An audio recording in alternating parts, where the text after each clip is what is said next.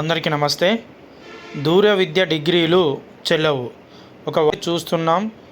So ఇక్కడ చూడండి, ప్రభుత్వ ఉద్యోగాలకు పనికిరావని స్పష్టీకరణ, సంచలన తీర్పు వెలువరించిన ఉన్నత న్యాయస్థానం. వేలాది మంది అభ్యర్థుల భవిష్యత్తు ప్రశ్నార్థకం. సో వీడియో అయితే పూర్తిగా చూడండి. ఎవరైతే డిస్టెన్స్లో మరి డిగ్రీ చేశారో దానికి సంబంధించిన ఒక సమాచారం అయితే ఉంది. వీళ్ళు గవర్నమెంట్ ఉద్యోగానికి ఎలిజిబిలిటా లేదా అనేది సో కోర్టు అయితే మరి స్పష్టం చేసిన తెలంగాణ కోర్టు అని మనకి ఈ వీడియోలను అయితే చూపెడుతున్నది. సో ఒకసారి నేనైతే ఈ వార్తనైతే ఒక 2 నిమిషాల్లో అయితే మీకు చదివి దీన్ని క్లారిటీగానైతే మీకు చూపెడతాను. క్లారిటీగా అయితే నేను చదివి వినిపెడతాను. స్పష్టం చేసిన తెలంగాణ హైకోర్టు, దూర విద్య విధానంలో డిగ్రీ పూర్తి చేసి ప్రభుత్వ ఉద్యోగాల కోసం ఎదురుచూస్తున్న అభ్యర్థులకు తెలంగాణ హైకోర్టులో చుక్కెదురైంది. ఇతర రాష్ట్రాలకు చెందిన విశ్వవిద్యాలయాలు తమ రాష్ట్ర సరిహద్దులు దాటి నిర్వహిస్తున్న స్టడీ సెంటర్ల ద్వారా పొందే డిగ్రీలు ప్రభుత్వ ఉద్యోగులకు పనికిరావని ఉన్నత న్యాయస్థానం స్పష్టం చేసింది. ఎవరైతే వేరే రాష్ట్రంలో ఉన్న ఇతర రాష్ట్ర చెందిన వేరే రాష్ట్రంలో ఉన్న విశ్వవిద్యాలయాలు అని యూనివర్సిటీలలో ఎవరైతే మరి ఆ రాష్ట్రంలోనే స్టడీ సెంటర్ ఉండాలి. వేరే రాష్ట్రంలో స్టడీ సెంటర్ ఉంటే అవి ఆ అభ్యర్థి యొక్క రాష్ట్రంలో మరి ప్రభుత్వ ఉద్యోగాలకు పనికిరావని ఉన్నత న్యాయస్థానం స్పష్టం చేసిందని ఒక వార్త అయితే వింటున్నాము. సో మళ్ళీ దీని గురించి ఇంకొకటి చూద్దాము. టీజీపీఎస్సీ తిరస్కరించడంతో హైకోర్టుకు.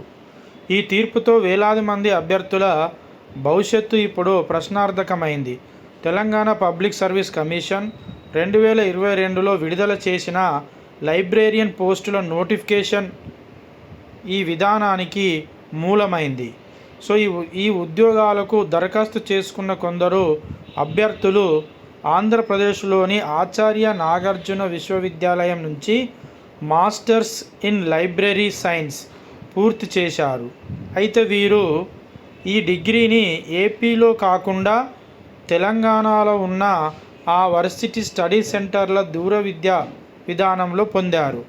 సర్టిఫికెట్ల వెరిఫికేషన్ సమయంలో వీరి డిగ్రీలు చెల్లవని టీజీపీఎస్సీ తిరస్కరించడంతో అభ్యర్థులు హైకోర్టును ఆశ్రయించారు.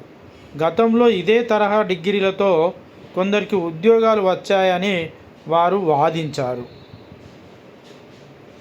సో ఇంకొకటి చూద్దాం. ప్రధాన న్యాయమూర్తి justice Aparesh Kumar Singh, justice GM మొహిద్దీనులతో కూడిన ధర్మాసనం ఈ కేసులో కీలక వ్యాఖ్యలు చేసింది.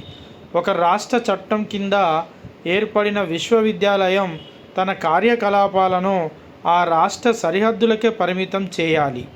ఇతర రాష్ట్రాల్లో స్టడీ సెంటర్లు పెట్టి డిగ్రీలు ఇవ్వడం యూజీసీ నిబంధనలకు విరుద్ధమని స్పష్టం చేసింది.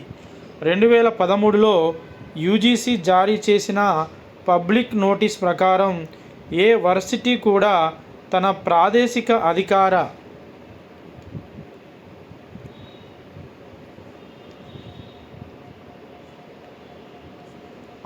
పరిధిని దాటి వెళ్ళకూడదు. తెలంగాణలో ఏపీ వర్సిటీ సెంటర్లు నిర్వహించడం చట్ట విరుద్ధమని కోర్టు తెలిపింది. 2017 నియామకాల్లో ఇలాంటి డిగ్రీలను అంగీకరించారు కదా అని అభ్యర్థులు చేసిన వాదనను కోర్టు తోసిపుచ్చింది. గతంలో జరిగిన అవకతవకలు లేదా తప్పులను కొత్త తప్పులకు సమర్థనంగా వాడలేము అని ధర్మాసనం స్పష్టం చేసింది. ఆంధ్రప్రదేశ్ పునర్వ్యవస్థీకరణ చట్టంలోని నిబంధనలు స్టడీ సెంటర్ల నిర్వహణకు అనుమతిస్తాయన్న వాదనను కూడా కోర్టు తిరస్కరించింది. అన్ని ప్రభుత్వ ఉద్యోగ నియామకాలపై ప్రభావం. ఈ తీర్పు కేవలము లైబ్రేరియన్ పోస్టులకే పరిమితం కాకుండా రాబోయే అన్ని ప్రభుత్వ ఉద్యోగ నియామకాలపై ప్రభావం చూపే అవకాశం ఉంది. ముఖ్యంగా తెలంగాణలో ఉంటూ పక్క రాష్ట్రాల వర్సిటీల ఉదాహరణకు ఆచార్య నాగార్జున, అన్నమలై, మదురై, కామరాజ్ వంటి స్టడీ సెంటర్ల ద్వారా డిగ్రీలు పొందిన వారు ఇప్పుడు ఆందోళనలో ఉన్నారు. హైకోర్టు డివిజన్ బెంచ్ తీర్పుతో 71 లైబ్రరీన్ పోస్టుల భర్తీ ప్రక్రియను చట్టబద్ధంగా కొనసాగించడానికి టీజీపీఎస్సీ మార్గం సుగమమైంది. సో మై డియర్ స్టూడెంట్స్, ఎవరైతే డిస్టెన్స్లో మరి డిగ్రీ చేద్దాం అనుకుంటున్నారో, పీజీ చేద్దాం అనుకుంటున్నారో, మరి దీనికి అనుకూలంగానైతే మీరైతే చేయండి. మరియు పెద్దల యొక్క సలహాలు తీసుకోండి. జై హింద్. నా పేరు Chintala Shailender. I'm a intermediate commerce lecturer. Thanks a lot.